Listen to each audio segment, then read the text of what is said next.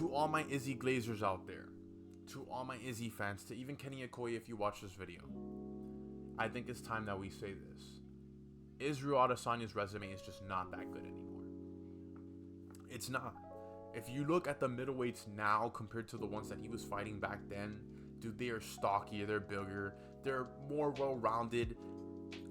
Like, bro, what Israel Adesanya was fighting back in the day compared to now is levels. And I know a lot of you are going to come in the comment section and say, yo, he's still the middleweight GOAT, though. But they're going to catch up to him. Like, imagine this. If Khamzat Chimaev, and I'm not even a Khamzat Chimaev fan like that, if he goes out there, beats Strickland, and goes and collects 4 more wins, you don't think that the conversation of Khamzat Chimaev becoming the middleweight GOAT is gonna happen, dude? Compared to the wins that he has now against Izzy, especially at middleweight, compared to what Izzy was doing back in the day, and if Israel Adesanya keeps on fighting and keeps on losing, I'm gonna go through Israel Adesanya's entire career, and the discussion is real, dude. His resume is just not that good. But his first fight in the UFC was against Rob Wilkins. It was like Rob Wilkins' second fight in the UFC. This was just a layup for Israel, and he goes and he gets the knockout. Second fight in the UFC is against a young Marvin Vettori, who he will go on to meet later in his career. Gets a split decision win.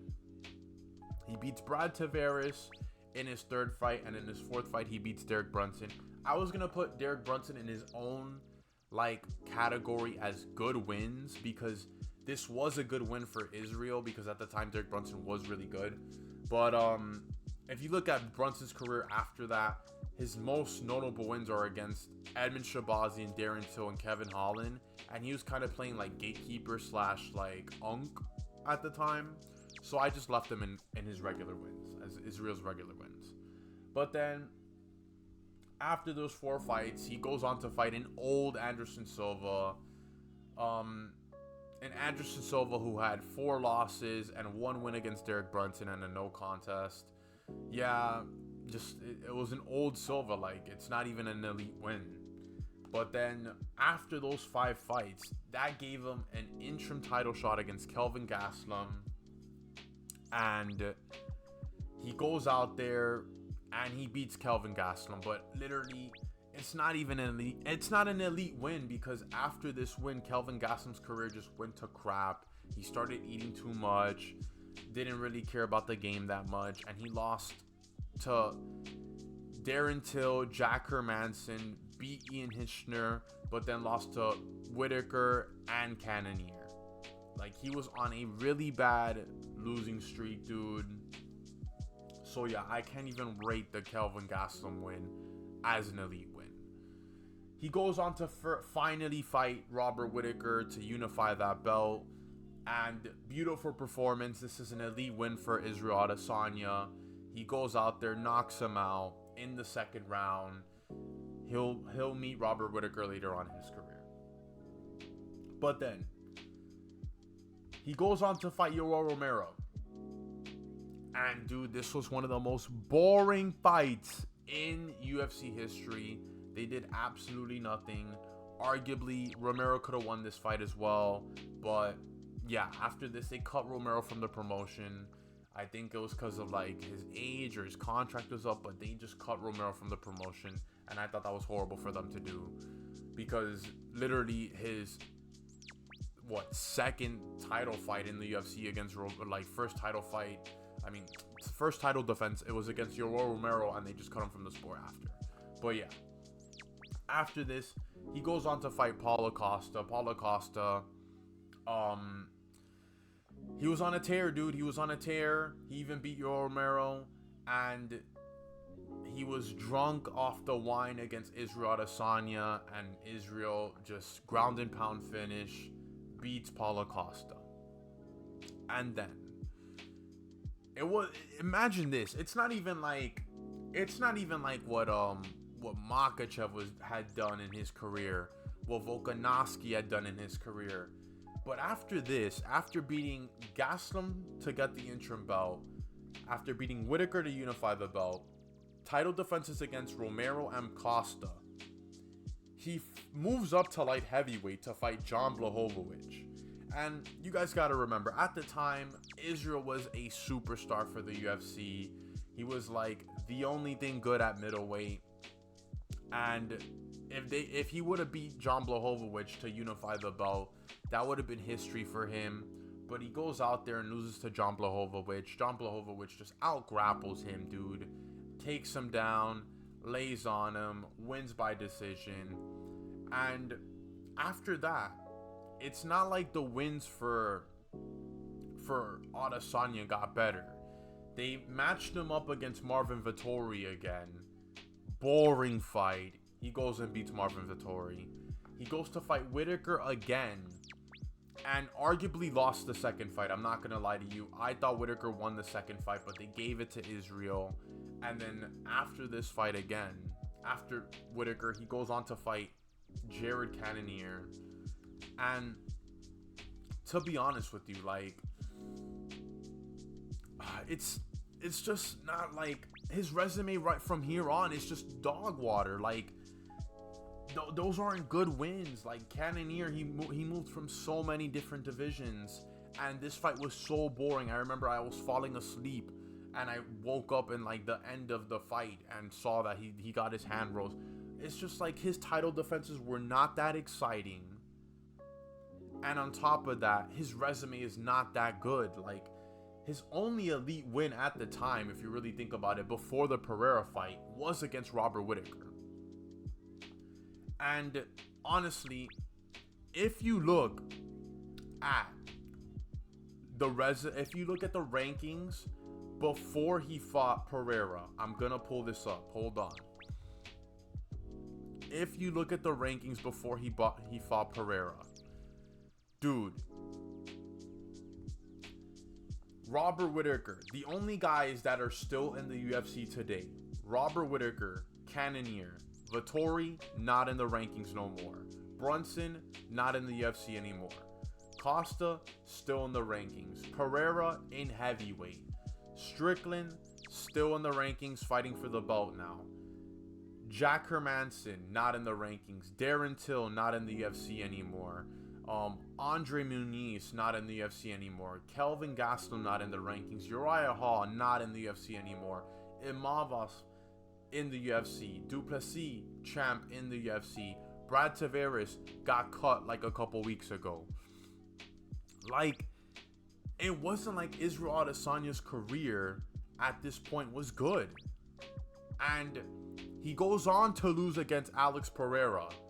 And at that point, you know, that it was his arch nemesis. He had two over him, dude. And Pereira goes out there and knocks him out in like the 5th round. But then they give him a rematch, you know, since he was like, you know, the middleweight champ at the time, you know, so many title defenses, so many wins. And he beats Alex Pereira. Great win against Alex Pereira, like one of his most elite wins, bro. Like, it's his second elite win in his entire career. Like, I honestly think the Alex Pereira win is the most important win in Israel Adesanya's entire career. If it wasn't for that win, he would have been extremely cooked, because I don't think he would have gotten another title shot if he would have lost to Pereira. Like, that would have been 2 losses against Pereira, 4 in total throughout his entire career. So he really needed that win against Pereira. He got it. That's an elite win right there. But then after that, he goes on to defend his title against Strickland, and he gets dog walked against Strickland, like badly. And at that point, something really shifted in Israel Adesanya's career. And mind you, Strickland is not even like the new regime of middleweight. He is the old regime of middleweight. But his fighting style is what's keeping him in these fights and keeping him getting a title shot again. He's getting another title shot against Khamzat Chimaev, of course. But the way Strickland went out there and dog walked Izzy, yeah. This is when we knew that there was something like, we didn't know if there's going to be like something wrong in Israel's career, but there was a shift. And then in his next fight, I gave him another title shot against Dricus du Plessis. And in that fight, he was doing pretty good, dude. That was an amazing fight for Izzy. He goes out there all the way into the 4th round where dude DDP hurt him on the feet, takes him down, chokes him out with a rear naked choke, and that was 2 L's in a row for Izzy. And from there, we're like, you know what? That's not bad for Izzy. That's not that bad. But then in his next fight against Nasruddin Imavov, dude, he goes out there against Nasruddin Imavov and gets cooked in the 2nd round. Overhand right, ground and pound punches. And at that point, we were all just saying, dude, Izzy might be washed. At this point, we were kind of saying Izzy might be washed because that's losses against Pereira, Strickland, and Duplessis, and now Imavov. And those are the new regime. Like, Pereira, DDP, and Imavov were the new regime of middleweight. These guys were cooking everybody at middleweight. All of, like, it, like, literally, DDP smoked Robert Whittaker, one of Israel Adesanya's elite wins.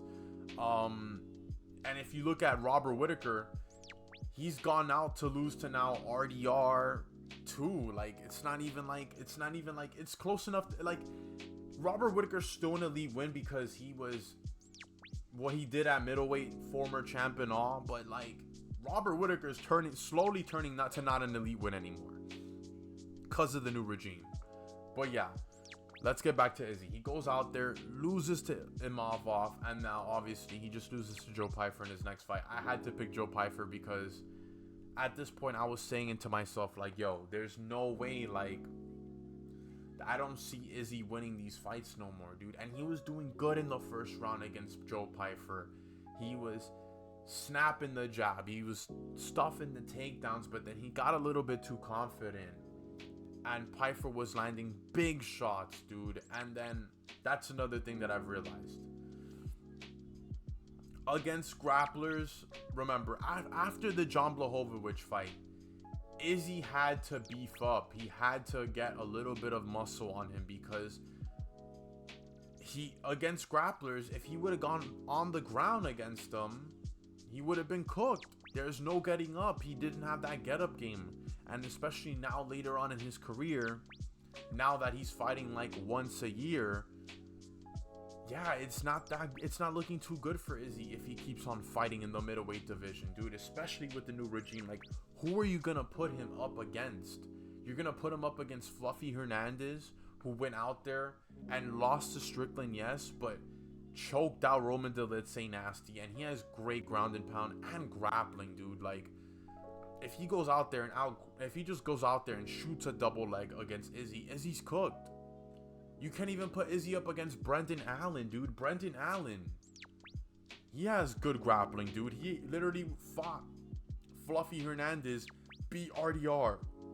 Like, it's really hard to just say, oh, who does Israel Adesanya fight next? And if you look down the rankings, dude, you don't want him against Collier Brawlio because, dude, grappling as well. He can go out there and out grapple Izzy, and Brawl hits hard. Can't go up against Allen. Can't go up against Hernandez. You can't even make the Whittaker matchup again. Like, why would we make the Whittaker matchup again? Doesn't make sense. Can't even do the Cannonier matchup. You're gonna put him up against Gregory Rodriguez, dude. Gregory Rodriguez, who would smoke him with one punch and out grapple him as well. I don't even want to look further down the list because, man, he already lost to Pyfer, and Pyfer was ranked 14, dude. So it's like, Izzy's resume, it's not really that good. And he's kind of cooked. He really is kind of cooked. Like, he should consider retirement at this point. He really should, before he tarnishes his legacy even more. Like, I can't just imagine Israel Adesanya's career. Like, if he loses 2 more times, his UFC record's gonna be what? 13-8? And he was a former champ who beat Alex Pereira and had a bunch of title defenses. Like, nah, bro. Like, I can't see Izzy lose anymore. If he loses more, it's gonna tarnish his career even more. And his resume is already not that good, man. His resume is just not that good anymore. And I know a lot of the Izzy fans are gonna come at me in the comment section and be like, "Yo, like he's still the middleweight GOAT though, like compared to what Anderson Silva did, bro." If Khamzat Chimaev, dude, I want to bring this up again. If he goes out there and beats Strickland, Nasruddin Imavov, let's just say Fluffy Hernandez, like just throwing out names out there. Let's just say he goes out there, beats Imavov, Strickland, Broajo, and Hernandez. You don't think that already is better than whatever Izzy has done in his entire career, dude? Like, come on, bro. Like, at least that puts him as the middleweight GOAT for sure. Like, for sure. If Khamzat Chimaev does that, that puts him as the middleweight GOAT, because any of the new middleweights will beat all the old middleweights. Like, I can see Paulo Costa losing to Nasruddin Imavov, even in Paulo Costa's prime. I can see Kelvin Gastelum losing to any of these guys in their prime. Tavares in his prime, any of these guys. Brunson losing to any of these guys in Brunson's prime. Like, dude, it doesn't matter. Like, the new regime is just so much better than whatever wins that Israel Adesanya has. And I'm not even trying to, like, cook Izzy here, dude. I'm not, like, shitting on him, like, bad or anything. I'm just saying that, like, his wins are just not as good anymore. They're not. But let me know what you guys think in the comment section. I'm GNM's MMA. Like and subscribe, and I'm out.